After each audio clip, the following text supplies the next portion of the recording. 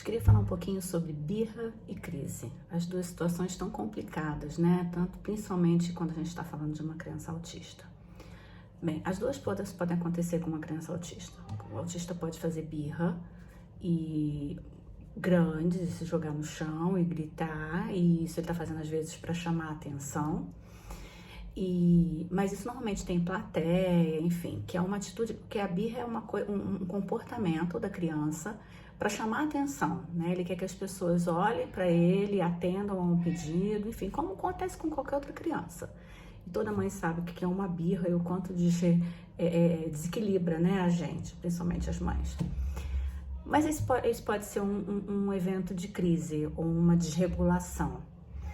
A diferença entre a birra e a crise é que a birra a criança faz propositadamente, ela faz para chamar a atenção e normalmente ela precisa de uma plateia. A crise não, normalmente acontece por uma sobrecarga sensorial ou enfim, alguma coisa sensorial, ou som, ou alguma coisa física, alguma sobrecarga, muita gente, muito barulho, alguma coisa, ou um processo de estímulo ou vestibular muito forte, e aí a criança entra em crise. E aí não há muita coisa que você possa fazer, não adianta você dar o que ela quer, porque isso não vai parar, porque deixou de ter um propósito, né? Não é uma coisa que ela faz para conseguir outra mais. Quando ela entra em crise, se for desencadeada por uma coisa até que ela queira, isso realmente pode acontecer, uma birra pode se transformar numa crise. E não adianta mais você dar o que ela quer, porque agora já desregulou, ela já está desregulada, né? Então, essas duas coisas são importantes, né? A birra é uma coisa que ela faz, é proposital e ela quer chamar a atenção porque ela quer alguma coisa, enfim. E a crise não, a crise pode vir a partir de uma birra, mas normalmente por sobrecarga sensorial. E qual que é o mais importante em relação a isso? Nos dois casos, o importante é evitar que aconteça. Na birra, muitas vezes, você vai ter que ignorar ou vai ter que até entender, né, a situação. Olha, eu entendo que você tá chateada, mas eu não vou poder fazer isso.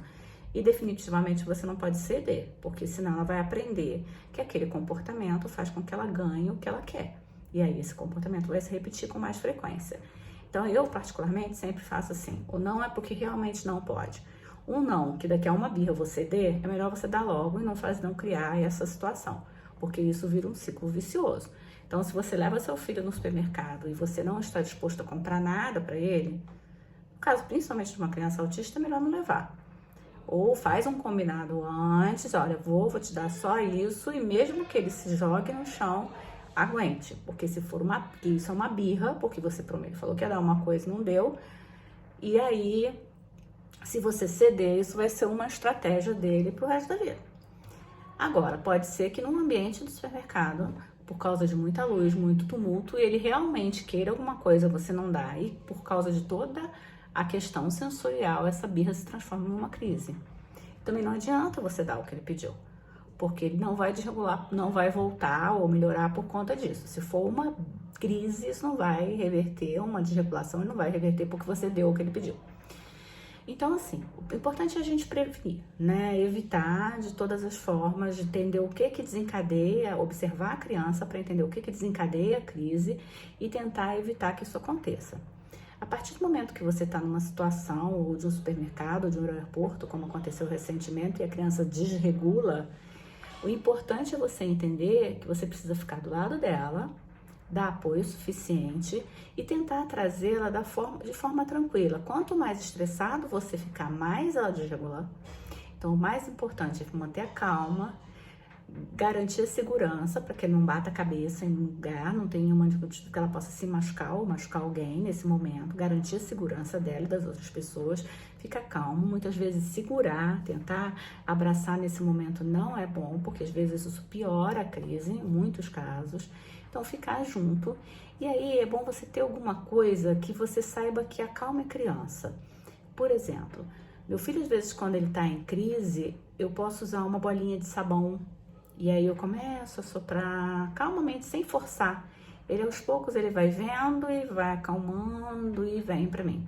Ou com água, se você tiver como ter um recipiente. Essas coisas não são fáceis na rua, né? Mas um negocinho de bolinha de sabão na bolsa de uma mãe de autista não é um exagero.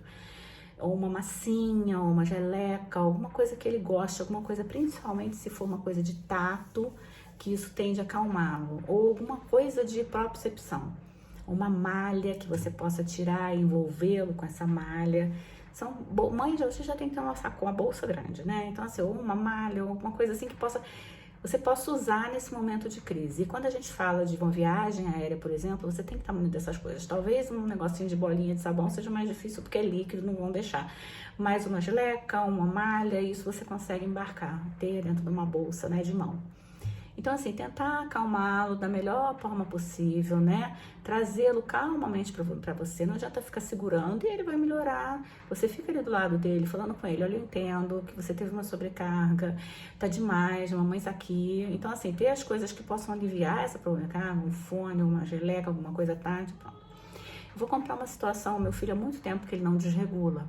Ele é um menino bem regulado e faz bastante birra. Tá com 13 anos e é birrento. Mas uma vez a gente fomos a um parque e eu achei que ele fosse gostar de um brinquedo de rodar e fomos com esse brinquedo, com ele nesse brinquedo, e ele desregulou completamente. E por sorte no parque tinha um negócio de pula-pula e foi ali que ele conseguiu regular. A gente levou ele pra lá, não adiantava nada que eu pudesse fazer, ele não tava bem. E a gente conseguiu levar ele no pula-pula e ele não era nem um pula-pula desse como era aqueles negócios infláveis, sabe? Que fica todo, que você se joga contra a parede, pula. E eu falei: moço, pelo amor de Deus, meu filho tá desregulado, ele precisa pular aí e vai marcando tempo que eu vou pagando. E aí ele ficou pulando e ele conseguiu acalmar e a gente saiu pra casa. E depois eu conversando com ele: foi demais, né, Dani? Aquele brinquedo realmente foi muita coisa. Validando o sentimento dele, né? Aquilo que desencadeou. E aí eu passei a ter mais cuidado, assim. Ele gosta de desafios, mas estímulo sensorial, vestibular demais, não dá. Então, assim, a mãe tem que entender a diferença entre a birra e a crise e tentar evitar. E tá pronta para os dois casos, se acontecerem.